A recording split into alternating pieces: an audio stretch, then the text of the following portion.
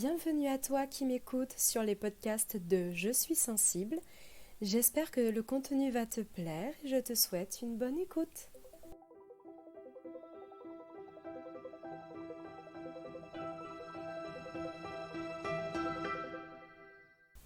Hello mes papillons.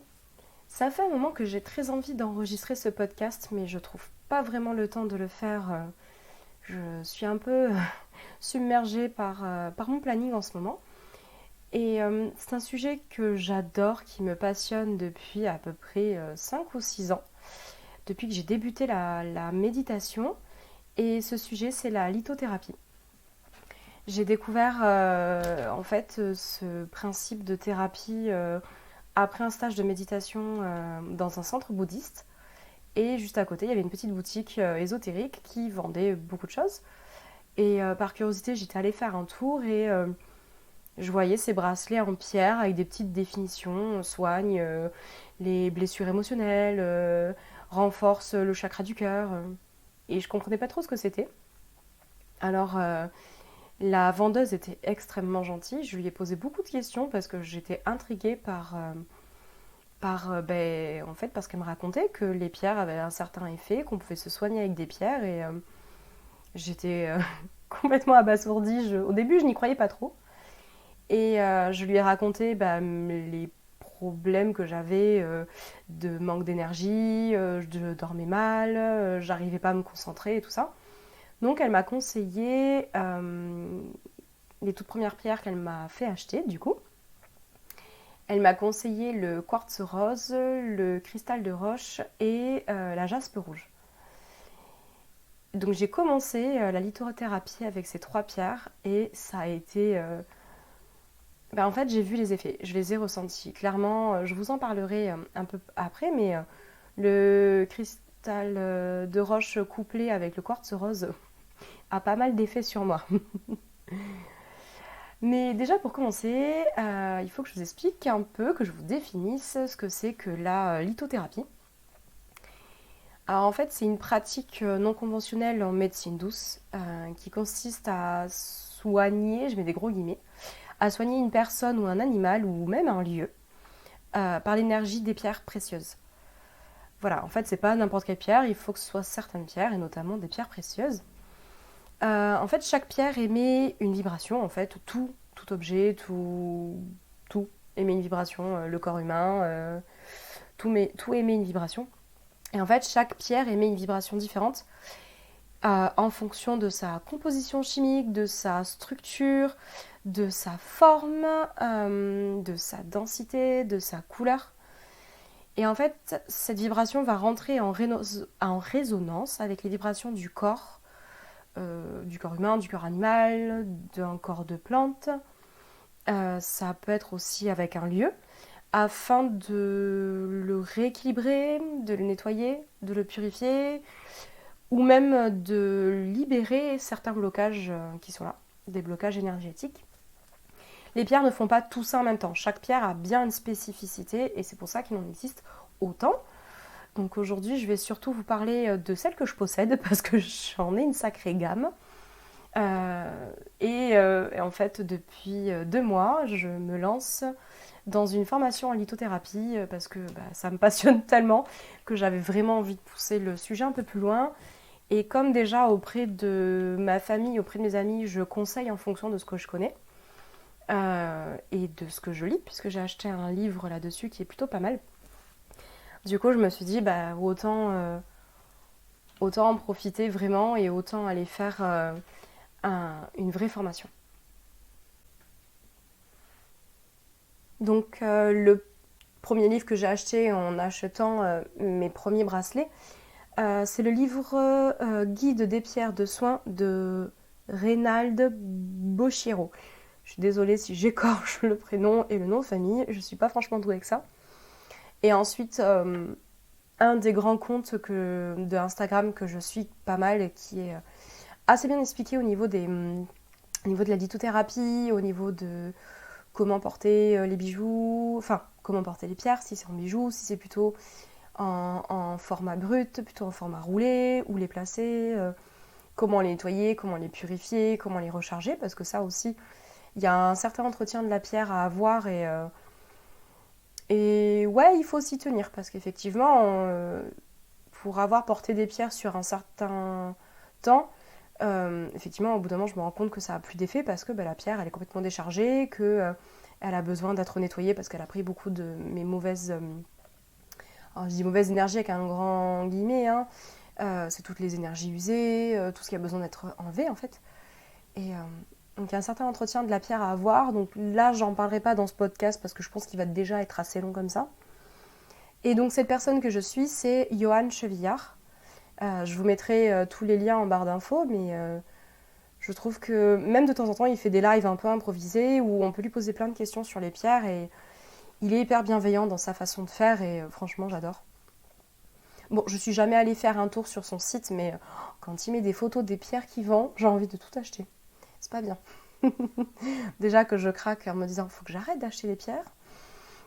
J'ai un porte-bijoux, en fait, il y en a trop. J'ai trop de pierres. Et en plus de ça, je commence aussi à m'acheter des pendules avec des pierres. Donc là, j'ai pas fini. Alors, allez, on va rentrer un peu dans le vif du sujet. Comme ça, je vais vous expliquer les pierres que j'ai, comment je les utilise. Et bien sûr, ça ne concerne que moi parce que même si les pierres ont une généralité de fonction, j'ai envie de dire, toute personne ne réagit pas forcément de la même manière. Donc, moi, ce que je conseille, c'est de porter la pierre sur peut-être 1 ou 2 jours, voir comment on se sent avec cette pierre, être vraiment en conscience de j'étais comme ça avant, voilà comment je suis maintenant en portant cette pierre, et de faire un bilan. Et si on se rend compte que au final, la pierre, elle nous met plus dans un sale état que autre chose, déjà d'un, c'est peut-être parce qu'elle a besoin, il faut toujours, quand on achète une pierre, et ça c'est super important, parce que malheureusement, je me suis fait avoir quand je l'ai fait, enfin, je suis tombée dans le panneau. Quand on achète une pierre, il faut absolument la nettoyer, parce que la pierre a absorbé toutes les énergies de la pièce où elle était avant et des personnes qui l'ont manipulée avant. Il faut absolument la nettoyer, la purifier et la recharger avant de la porter sur soi ou de la placer quelque part. Moi, j'ai une mauvaise expérience et je vais justement vous en parler tout de suite avec l'améthyste. Donc voilà, la toute première pierre, je vais vous les faire à peu près par ordre alphabétique, ça me permet de m'organiser. Donc l'améthyste, c'est une pierre que j'aime beaucoup, c'est une pierre violette et c'est une couleur que j'adore. L'améthyste à la base, je l'avais achetée parce qu'on me disait oui, pour les insomnies, c'est super bien, prends-la. En plus, elle est hyper apaisante, ça permet aussi de sortir un peu du brouillard mental et de se remettre dans le présent et de se reconcentrer. Ça, voilà, ça calme l'esprit, ça calme les colères, ça calme l'hystérie. Et en fait, l'améthyste a une légende, c'est que comment dire, elle apaise tous les excès. C'est-à-dire qu'en gros, on dit que cette pierre, quand on la porte pour dessouler, ça fonctionne. J'ai pas encore testé. Peut-être que si vous avez envie de le faire, vous me direz ça en commentaire. Voilà, l'améthyste, moi ce qui est arrivé, c'est que j'étais en voyage avec une amie et on était tombé sur une boutique de lithothérapie. Donc mon amie aussi est très fan de lithothérapie. Et je lui disais, attends, justement, on m'a conseillé d'acheter une améthyste. Je vais le faire. Donc je regarde, il y avait plusieurs bracelets et un m'interpelle. Ça, c'est quelque chose qui est hyper important. Il faut, c'est pas on choisit un bracelet ou une pierre comme ça, là va vite. Il faut vraiment prendre le temps de l'observer, le temps de la tenir dans sa main et de sentir. Moi, des fois, on peut me mettre 15 bracelets d'améthyste devant moi, c'est pas les 15 qui vont m'attirer. Il y en a une, je vais me dire, celle-là, elle me plaît. Pourquoi ? J'en sais absolument rien. Est-ce que c'est parce qu'il y a eu un reflet dessus que je trouvais méga joli ou parce que c'est la taille qui me convient. Mais en général, ça vient du fond du cœur où je me dis, c'est celui-là que je veux parce qu'en fait, je l'ai regardé 3 fois. Ça fait 3 fois que j'ai mon œil qui se pose dessus et que j'ai envie de le tenir dans ma main. Et une fois que je tiens les pierres dans ma main, j'essaie de savoir si j'ai des picotements, si c'est plutôt agréable, si c'est plutôt désagréable. Des fois, je ressens rien aussi. Hein. Mais justement, si je ressens rien, mais que j'ai envie de l'acheter, et que ça faisait 4 fois que je passais devant ce bracelet-là, c'est que j'ai déjà eu mon ressenti avant et que je sais que c'est cette pierre que je veux. Et là, c'est ce qui s'est passé pour l'améthyste. Enfin, c'est ce qui s'est passé pour toutes mes pierres, en fait. Hein. Donc, je l'ai achetée, j'étais trop fière de moi. On rentre le soir dans mon appart. Et je porte le bracelet puisque ça lutte contre les insomnies. Youpi, allons-y. J'ai appris récemment que l'améthyste, normalement, lutte contre les insomnies et aide à apaiser pour une grosse partie de la population. Et en fait, malheureusement, je fais partie de cette toute petite partie de la population, toute petite pourcentage, qui n'a pas du tout les mêmes effets. C'est-à-dire que moi, l'améthyste, en fait, bon, déjà, elle m'a fait faire des cauchemars. Euh, je... j'ai l'habitude de faire des cauchemars, c'est-à-dire que moi, mes rêves, c'est toujours de l'action. Je peux vraiment faire un blockbuster avec mes rêves. Là, dans mes rêves, je ressens tout. Je sens les odeurs, je touche les choses, je goûte, j'ai tout dans mes rêves. Euh, Là, c'était hyper traumatisant. C'est quelque chose que je ne souhaite pas vivre dans ma vie. Je me faisais agresser et plus qu'agresser. Et, euh, et je me suis réveillée dans un mal-être. J'ai été mal toute la journée, mais en fait, je continue à porter ce bracelet. Et à un moment, je me suis rendu compte que, ben non, en fait, en racontant ça à mon amie, elle m'a dit, mais tu veux nettoyer ton bracelet? Non. Donc, j'ai nettoyé, je l'ai purifié, je l'ai rechargé. Et j'ai beau le reporter, je ne fais pas forcément des cauchemars à chaque fois, mais je ne dors pas la nuit. Moi, en fait, ça a un côté où ça me focalise trop. Voilà, je ne dors pas la nuit quand je porte ce bracelet-là, ça m'apaise. Je suis plus concentrée quand je le porte, mais ça a tendance un peu trop à faire travailler mon mental. Euh, Pas dans le mauvais sens du terme, c'est-à-dire que je vais aller en profondeur je vais réfléchir à certaines de mes blessures et je vais aller un peu plus en profondeur dessus tout en étant calme. Mais malheureusement, en fait, je dors pas et ça a tendance à un peu trop m'éveiller. L'autre bracelet, et qui est un de mes chouchous, c'est la citrine. La citrine, c'est un bracelet jaune. Et il faut faire attention parce que souvent, on peut beaucoup trouver de la fausse citrine. Et c'est de l'améthyste chauffé. Donc il faut... J'avoue que moi, c'est mon amie qui m'a conseillé sur la citrine en fait, parce que elle a le regard. J'avoue que je ne sais pas quelles sont les astuces pour les différencier, donc aller chercher sur internet, je pense que ça existe. J'avoue que j'ai un peu la flemme de chercher comment retrouver. Je sais qu'il faut qu'elle soit jaune. Moi, pour avoir vu un faux bracelet en citrine, ça fait pas toc en fait. Moi, quand j'ai touché à la pierre, c'est aussi comme ça que je repère les fausses pierres, c'est que si j'ai l'impression que c'est du toc, vraiment, ça me prend dans tout le corps où je me dis, il y a un truc qui va pas. C'est que soit cette pierre elle est pas faite pour moi, soit que elle est fausse. La citrine, ça va, ça me fait pas ça. Je la porte assez régulièrement sur moi parce que c'est une pierre qui travaille sur mon rayonnement, qui travaille sur ma confiance en moi, qui travaille sur comment dire. C'est pas me recentrer dans le corps, c'est être sûre de voilà, être vraiment confiante dans ce que je vais dire, dans ce que je vais faire, être confiante dans la position que je prends et ne pas constamment changer d'avis. Parce que malheureusement, j'ai un peu cette tendance-là. J'ai pas une grande confiance en moi et j'ai cette tendance à vouloir plaire, à vouloir éviter les conflits. Et du coup, en fait, c'est pas que je change d'avis parce que il y a des avis où je suis très tranchée dessus. Mais voilà, quand je sens que je suis un peu en position de faiblesse, en fait, je dis plus rien. Et ce bracelet, il m'aide beaucoup justement dans mon travail à reprendre position, à exprimer tout ce que j'ai à dire, à avoir confiance dans ce que je fais, à me féliciter moi-même en fait, voilà, à être beaucoup. C'est une pierre de la joie. Elle apporte beaucoup de joie, elle apporte beaucoup de gaieté.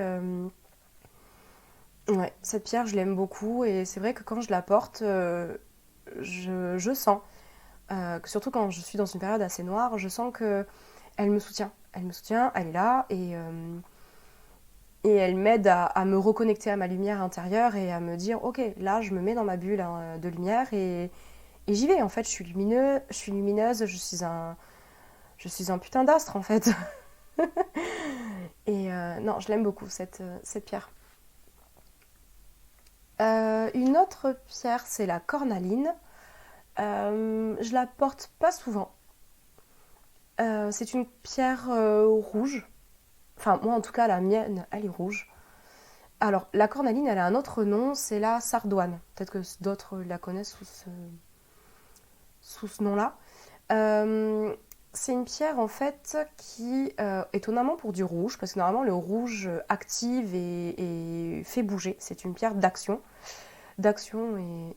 et d'ancrage très très puissant. Cette pierre-là, au contraire, c'est une pierre d'apaisement.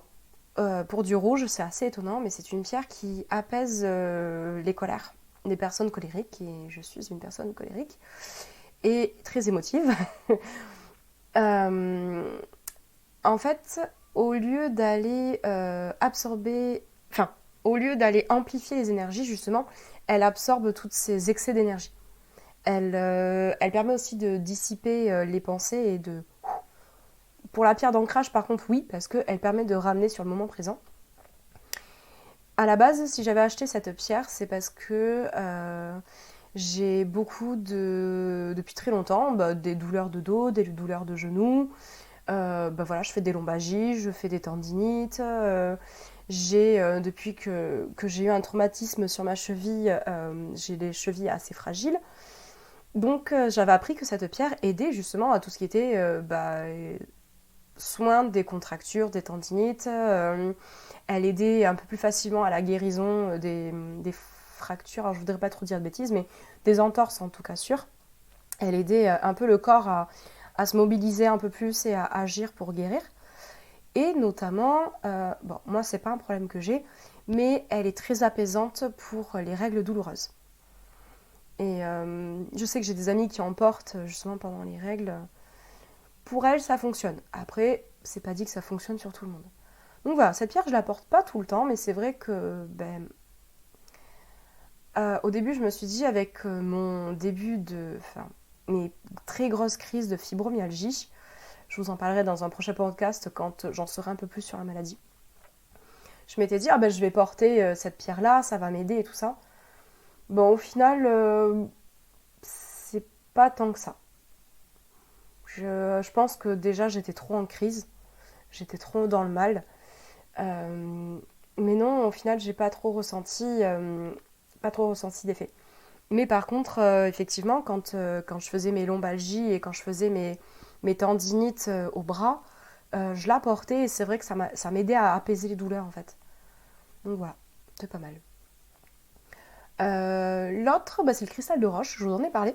Je le porte pas régulièrement parce que je n'en ressens pas tout le temps le besoin. Cette pierre, en fait, au final, elle peut s'associer avec toutes les pierres.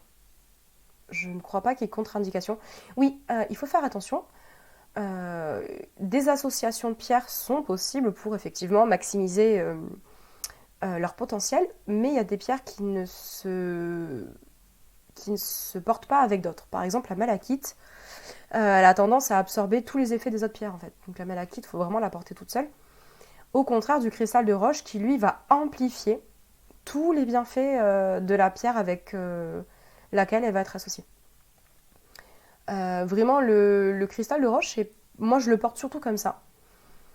Je le portais beaucoup en association du coup avec le cristal de roche, le quartz rose, pour justement intensifier un peu la puissance de la pierre, parce que c'est une pierre très douce. Mais moi, pour les besoins que j'avais besoin qu'elle fonctionne plus. J'ai appris, du coup, en lisant mon petit livre, qu'en fait, le cristal de roche peut s'utiliser contre la fièvre. Apparemment, ça a un pouvoir rafraîchissant. Testez-le et dites-moi. Je n'ai pas encore testé parce que je fais quasiment jamais de fièvre. Voilà. Euh,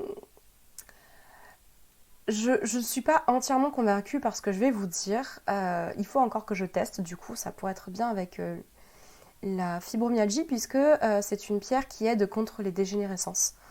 Et notamment contre les cancers, les scléroses en plaques, la maladie de Crohn, l'arthrose, etc., etc. En fait, c'est une pierre de guérison qui sert de base en fait à tout traitement énergétique.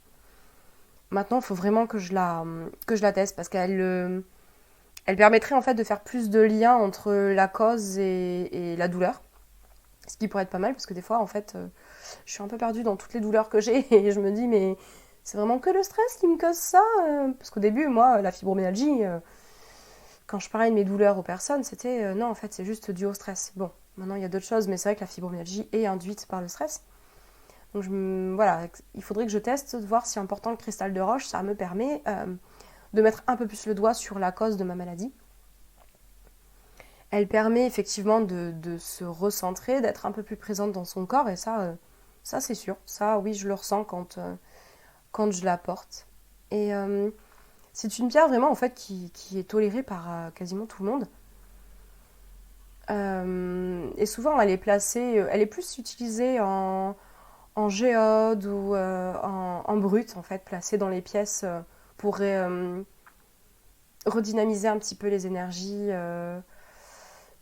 Je sais pas comment expliquer ça, mais ouais, pour purifier, pas pour nettoyer, mais ouais, pour purifier, pour rééquilibrer un peu. Elle est bien cette pierre. Et surtout, ce qui est intéressant, c'est ça en fait que je cherchais depuis tout à l'heure, c'est que c'est surtout une pierre de lumière. Donc placée dans une pièce, en fait, elle va éloigner l'ombre entre guillemets. Voilà, elle va permettre de surtout se concentrer sur sa lumière. Je pense que je vais arrêter le podcast ici parce que ça fait déjà un moment que je parle et il y a encore pas mal de pierres que j'ai envie de vous présenter et ça sert à rien de faire un podcast d'une heure consécutif, je vais vous perdre trop d'informations en même temps. Donc je vais arrêter la première partie ici. Merci d'avoir écouté et à bientôt.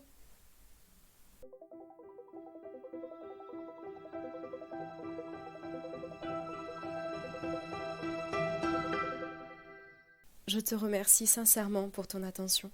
Tiens, dis-moi en commentaire, est-ce que ce podcast t'a plu ou t'a pas plu? Abonne-toi aussi à ma chaîne et n'hésite pas à la partager autour de toi.